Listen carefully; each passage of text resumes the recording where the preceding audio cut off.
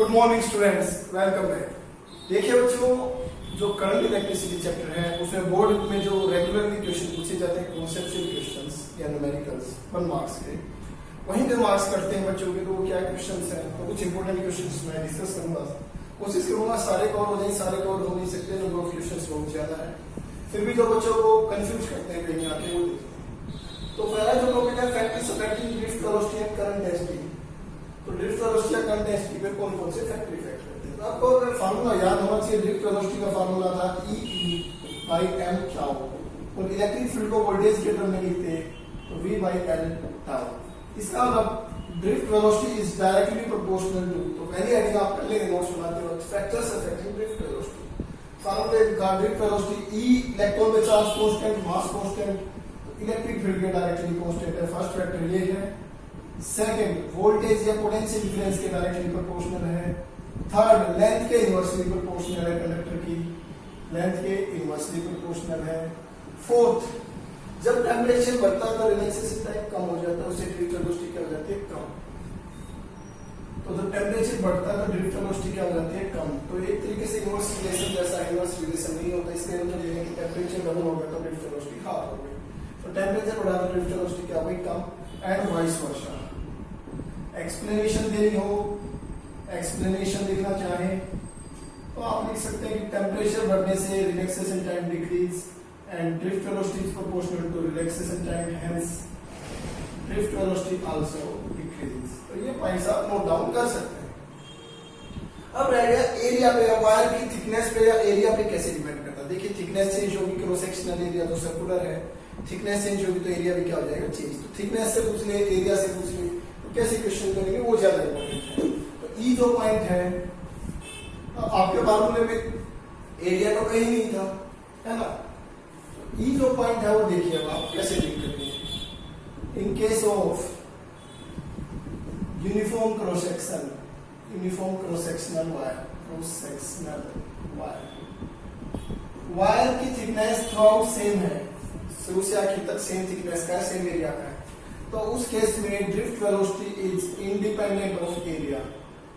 Independent of area means क्या है, wire ऐसी है जिनकी थ्रूआउट थिकनेस सेम रहती है। तो पहले आपने एक वायर है, कोई दूसरी वायर है, तो आपके पास दो वायर है, वायर ए और वायर बी, ठीक है।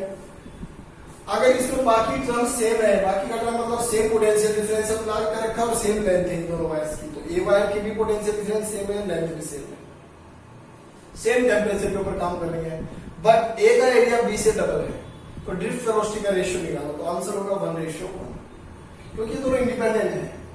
सॉरी, मतलब अलग अलग वायर है, अलग अलग वायर बेशक हो, पर इसका एरिया डबल हो गया। चलिए, तो है एरिया ए, यहाँ एरिया मान लेते हैं 2a, ये वायर ए और ये वायर बी का एरिया 2a मान लेते हैं क्वेश्चन में।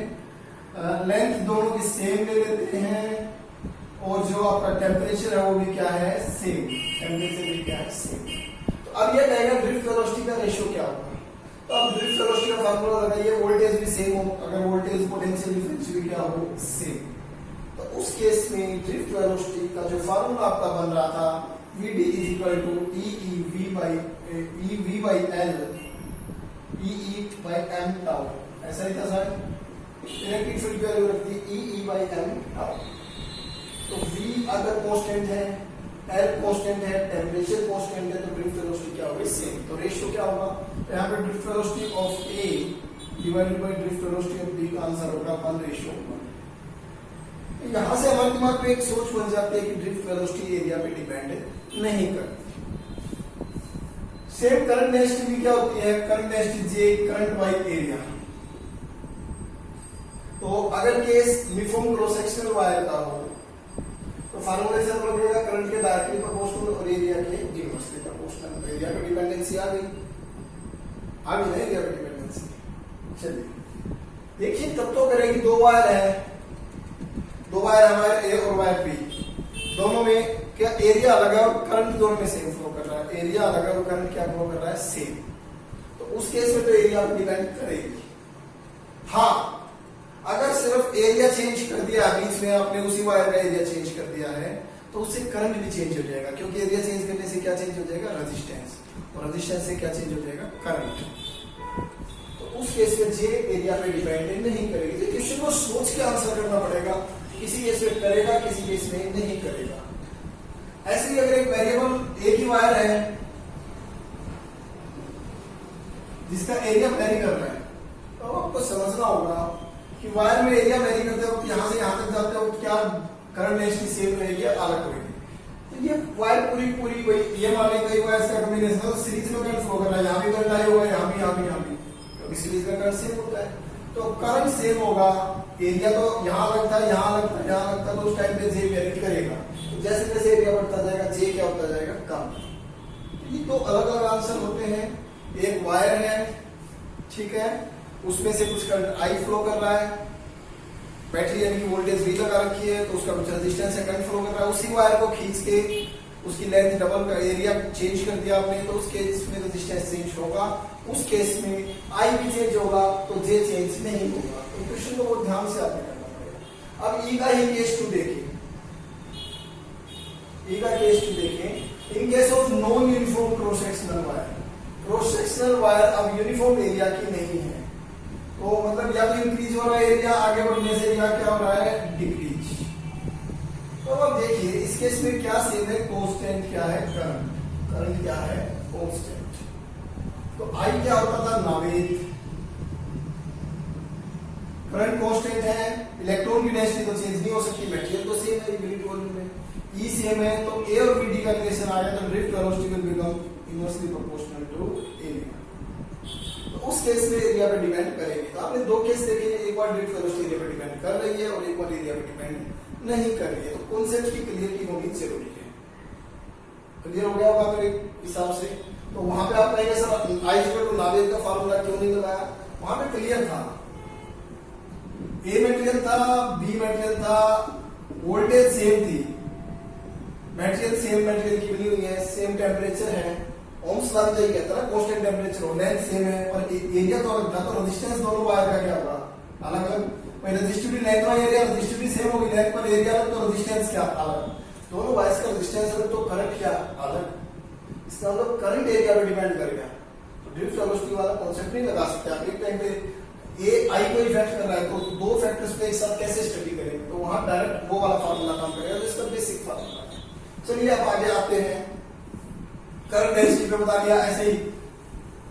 तो इसमें एक क्वेश्चन आता है जो कि एक वायर है वेरी क्रॉस सेक्शनल एरिया के, उसमें कौन सा जो फिजिकल क्वांटिटी है वो कांस्टेंट रहती है, करंट डेंसिटी, मोबिलिटी वगैरह इस तरीके से ऑप्शन देता है, तो करंट कांस्टेंट रहता है, क्योंकि करंट सीरीज में क्या आता है, सेम।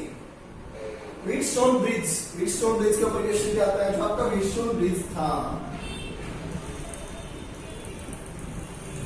तो एक डायमीटर के बीच में तो बैटरी लगाते हैं और एक के बीच में क्या लगाते हैं, कैलकुलेटर।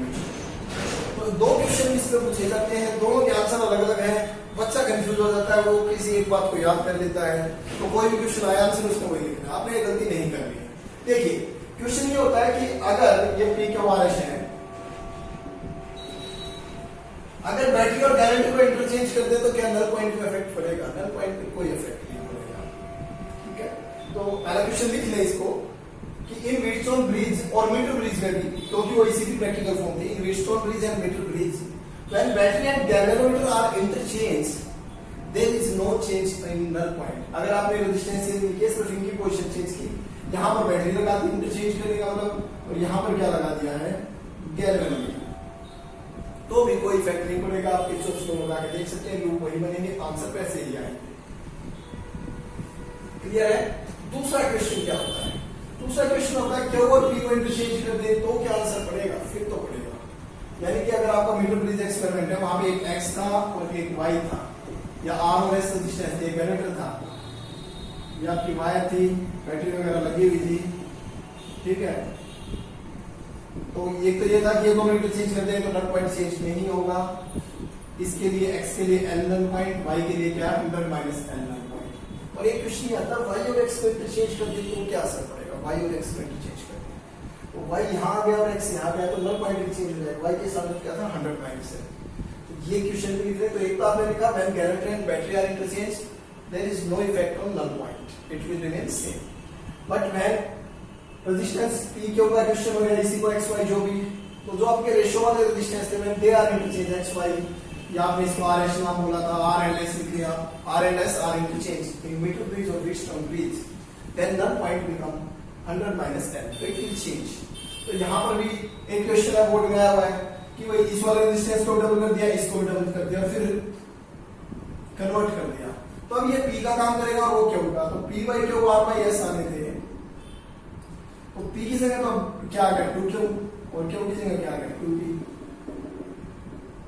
तो अब रेशियो अलग हो गया ना, रिवर्स हो गया, तो जहां L बाई 100 माइनस L आ रहा था तो क्या हो जाएगा 100 L 100, क्योंकि Q किसके प्रोपोर्शनल था, आपको पता था Q 100 माइनस L के प्रोपोर्शनल था, और P किसके प्रोपोर्शनल था, L के, जो आपने डेरिवेशन की थी, इसका मतलब null point will change, null point क्या हो जाएगा चेंज हो जाएगा। तो ये एक इंपॉर्टेंट क्वेश्चन रहता है। इसमें फिर सेंसिटिविटी का क्वेश्चन आता है कि इसकी और इसकी सबसे बेस्ट रीडिंग कब मानी जाएगी, कब मोर एक्यूरेट आंसर देगा, कब सेंसिटिविटी ज्यादा होगी, तो सेंसिटिविटी जब ज्यादा होती है तो एक्यूरेसी भी ज्यादा होती है, तो जब नल पॉइंट मिडल में आता है तो सेंसिटिविटी ज्यादा होती है। नल पॉइंट अगर एंड की तरफ आता है, ये वाला एंड मान लेते हैं ए और ये वाला एंड है बी, अगर ए के नजदीक आएगा तो there will be an end error, तो ये आंसर लिखने इसी क्रम में, इसमें बहुत ज्यादा एक्सप्लेनेशन नहीं दे रखी है, तो एंड एरर की वजह से कुछ रेजिस्टेंस सर्किट का एक्शन में आ जाएगा, तो यहाँ कुछ ना कुछ रेजिस्टेंस एक्शन में आ जाएगा, तो अगर नल पॉइंट बिल्कुल मिडल में हो तो यानी कि एल बी 50 हो गया आपका, और 100 माइनस एल बी क्या हो गया 50 सेंटीमीटर, तो उस केस में P by Q will be equal to R by S, या फिर आपका जो फार्मूला था S is equal to R into 100 minus L by L, तो R 100 माइनस L इज 50 और L भी 50, तो S और R दोनों रेजिस्टेंस क्या हो गए इक्वल, मींस जो आपका यहाँ एंड एरर की वजह से जो रेजिस्टेंस आया, मान लेते हैं अल्फा रेजिस्टेंस बोल रहे हो या आप जो भी बोल रहे हो रेजिस्टेंस का जो भी नाम आप ले रहे हो, तो दैट विल बी इनइफेक्टिव, उसका आंसर पे कोई इफेक्ट नहीं पड़ रहा है। तो अगर इसका एक्सप्लेनेशन देनी हो कि मिडल पे, जब मिडल में जब ये होता है 50 सेंटीमीटर पे सेंटर पे, तो सबसे ज्यादा सेंसिटिव या ज्यादा एक्यूरेट क्यों होता है, उससे जैसे जैसे दूर जाने लगता है तो एक्यूरेसी कम होने लग जाती है। तो हमारा आंसर आएगा कि near the end there is an end error, let due to end error there is introduction of resistance R dash, but when it is at middle then S is equal to R, निकाल के दिखा दें। In this case the effect of end resistance due to end error R dash is nullified, वो resistance क्या हो गया nullified हो गया, cancel हो गया, but अगर ये इक्वल नहीं होते तो फिर ये L एक्शन में आता, तो यहाँ की वजह से इनका रेजिस्टेंस भी एक्शन में आता, क्लियर है, तो उस केस में नल पॉइंट चेंज हो जाता है, तो आपका जो नल पॉइंट एक्यूरेट आना चाहिए था वो नहीं आएगा, उसकी वजह कहीं और जाके बैलेंस होगा। तो हमारा आंसर ये होगा कि वाई शुड, जैसे कि ये होता है कि मीटर ब्रिज या पोटेंशियोमीटर का क्वेश्चन आता है कि पोटेंशियोमीटर क्या कुछ मिलीवोल्ट में माप सकता है, बिल्कुल माप सकता है, कोई दिक्कत नहीं है, कोई वोल्टेज ड्रॉप 5 वोल्ट तक की आपका ड्राइविंग सेल है वो 5 वोल्ट या 3 तक माप सकता है, मिलीवोल्ट में तो माप ही सकता है, बट दिक्कत यह है कि उस केस में जो रीडिंग है वो बहुत छोटी वैल्यू होगी, क्योंकि मान लेते 5 वोल्ट इतना बड़ा बैलेंस होगा तो मिली वोल्ट में बहुत छोटा होगा, तो एंड के नियर आ जाएगा, तो एंड एरर ज्यादा होगी, तो हम ये कहेंगे उस क्वेश्चन में पोटेंशियोमीटर के क्वेश्चन में, तो ध्यान से सुनिए पोटेंशियोमीटर में, इन द पोटेंशियोमीटर तो हमारा क्वेश्चन है क्या है पोटेंशियोमीटर में sir very small potentials like in millivolt potentials या cell जिनकी millivolt potential difference, so yes we can measure but its accuracy will be very poor या very less, because in this case the balance point will be near one end and end error will, due to end error there will be inaccuracy या वो कह सकते हैं error, there will be some error, तो error रहेगी results में, ये आपको आंसर्स देने हैं, इस तरीके से डील करना है। यहाँ पे न्यूमेरिकल में 2x कर दे 3x कर दे वो तो रेशियो का आपका क्वेश्चन आते हैं, वो आप प्रैक्टिस कर सकते हैं, वो हो जाएंगे, तो ऐसे कुछ क्वेश्चन आप प्रीवियस ईयर बोर्ड्स के क्वेश्चन देख सकते हैं। पोटेंशियोमीटर में कुछ और क्वेश्चन आते हैं जो मैंने बताया एंड एरर के अलावा, उसके अलावा क्वेश्चन भी आते हैं। तो ये मैंने क्वेश्चन लिया है, इसका नाम R1 है, ये R2 है। यहाँ पे क्वेश्चन ये आता है, एक तो ड्राइविंग सेल की वैल्यू इस E से कम हो, तो E डैश E से कम हो, मान लेते हैं ये 5 वोल्ट है और ये 8 वोल्ट है, तो क्या नल पॉइंट आएगा? 5.1 भी है, तो नल पॉइंट नहीं आएगा, तो रीजन पूछेगा क्यों नहीं आएगा, तो पहले पूछेगा can you obtain the null point, no we can not obtain the null point because in this case the potential difference across the complete wire maximum potential, मान लो ये रेजिस्टेंस ना भी हो तब ये होगा तो और भी कम, the maximum potential difference across the wire can be 5 volt. तो कितने हो सकते हैं 5 volt, but the potential to be measured is 5.1 volt, so we can not obtain the point. आपको तो 5.1 चाहिए थी, वो सारे पे सारा बैलेंस हो जाए तभी 5 वोल्ट तक माप सकता है, तो नहीं आएगा। दूसरे केस में आपका प्लस और यहाँ क्या हो माइनस, तो क्या आएगा, तो भी हमारा आंसर नो रहेगा, because potential difference across it will be plus E या जो भी वैल्यू से रखी है, but here it will be minus E, so it can not be obtain. तो ऑब्टेन नहीं कर सकता, उसको प्लस 5 से उसको क्या मिलेगा, -5 से थी उसको क्या, वो क्या देगा +5, तो नहीं मिल सकता। ठीक है, गारंटी की सुविधा जाती रहेगी। दूसरे केस में आपका क्या है, इस R1 का इफेक्ट पूछेगा, इस R2 का इफेक्ट पूछेगा, तो क्वेश्चन इन दोनों क्वेश्चन को ध्यान से लिखना R1 वाले को। इफ R1 इज इंक्रीज्ड, तो R1 चेंज तो क्या इफेक्ट होगा, तो R1 इज चेंज, तो चेंज में क्या इफेक्ट होगा। देखिए R1 अगर बढ़ा तो करंट क्या हो जाएगा कम, तो आपने पोटेंशियोमीटर की सेंसिटिविटी के मेथड सीखे थे कि रेजिस्टेंस को बढ़ा दिया, करंट को कम करके ज्यादा सेंसिटिव हो जाएगा, ज्यादा सेंसिटिव हो जाएगा मतलब छोटी से छोटी वैल्यू माप सकते। तो सीरीज में करंट कम हो गया, तो यहाँ वोल्टेज, नेट वोल्टेज क्या होगी, V equal to I into R। जहां तक भी आप ले, यहाँ तक ले गए वहां तक ले गए, तो करंट कम हो गया तो वोल्टेज ड्रॉप क्या होने लगी कम, तो V equal to KN, voltage drop कम होने लग जाएगी तो नल पॉइंट शिफ्ट होगा। तो यानी कि आपको मापनी तो उतनी है, तो आपको मापनी मान लेते हैं 3 वोल्ट है, समझाने के लिए 3 वोल्ट मापनी, तो 3 वोल्ट यहाँ आ गए, ओनली 3 वोल्ट। ठीक है, तो छोटी सी लेंथ में ज्यादा ड्रॉप हो रही है तब यहाँ पर वोल्टेज और भी कम ड्रॉप होने लगी तो नल पॉइंट बढ़ जाएगा। तो जब रेजिस्टेंस R1 बढ़ता है तो नल पॉइंट या बैलेंस पॉइंट जिसको कहते हैं, बैलेंस पॉइंट भी कह सकते हो, इंक्रीजेस।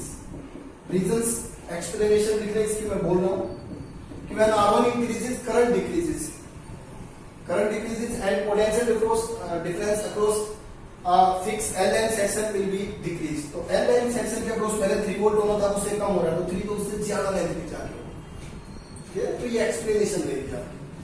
इसी का उल्टा लिख दें कि when R1 is decreased, balance point decreases, balance point क्या हो जाएगा कम, मतलब एक केस में तो इससे अवे शिफ्ट हो जाएगा, ए से अवे चले जाएगा, बढ़ने का मतलब दूसरे केस में ए की तरफ शिफ्ट हो जाएगा। ठीक है बेटा, और आगे देखते हैं R2 का इफेक्ट, तो ये हो गया इफ R2 इज चेंज्ड, तो यहां भी आंसर सेम ही लिख लेंगे। If R2 is increase, balance point increases. कैसे देखिए, R2 आपका बढ़ा तो ये एक क्लोज लूप है, तो R2 बढ़ेगा तो करंट क्या होगा कम, तो V पोटेंशियल डिफरेंस क्या होती है सेल की, E माइनस IR, तो इस केस में पोटेंशियल डिफरेंस ही मापता है, EMF नहीं मापता, क्योंकि करंट से सेल विड्रॉ हो रहा है। तो अगर रेजिस्टेंस बढ़ेगा तो करंट कम, नेगेटिव वैल्यू कम तो V बढ़ेगा, तो ज्यादा वोल्टेज मापनी पड़ेगी। ठीक है, रेजिस्टेंस और बढ़ा तो करंट और कम, वोल्टेज और भी ज्यादा हो जाएगी, इसकी पोटेंशियल डिफरेंस ज्यादा तो नल पॉइंट का ज्यादा। क्लियर है, तो ये एक्सप्लेनेशन रहेगी, तो इसके यही आंसर आएगा, R2 increase, balance point increases, R2 decreases, balance point decreases. Explanation: R2 increases, current decreases. Current decreases, potential difference across cell increases. Hence, null point increases. I increases, V cell decreases. ये आपके answer है। एक और question है, वो यहां से हटा के यहां पे एक रेजिस्टेंस लगाएगा इस बैटरी और सेल के बीच में। अब पूछेगा इस R को चेंज करने से क्या होगा, तो एक अलग डायग्राम बना के ये भी लिखें। तो जब R बढ़ेगा, पहले तो इस R का पर्पस पूछेगा, तो R का पर्पस, तो जब भी सीरीज में रेजिस्टेंस लगाओ, क्वेश्चन होगी उस रेजिस्टेंस का क्या पर्पस है, तो आपका आंसर ये रहेगा, करंट रेजिस्टेंस सीरीज में लगाने से रेजिस्टेंस बढ़ जाता है, करंट कम हो जाता है।